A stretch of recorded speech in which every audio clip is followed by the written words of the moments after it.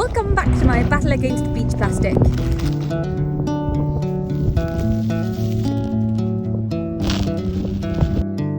As you can probably hear, it's really windy. That means most of the plastic from the main beach blew down to the tree line here, which is sort of halfway to Torrio.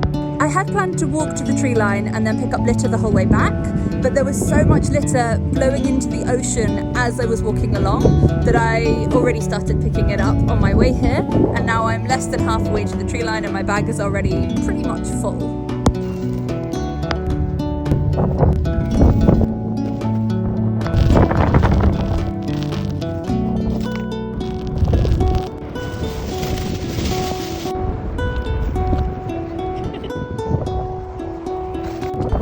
Like and subscribe to come back here with me tomorrow when I'll be trying to clear up the rest.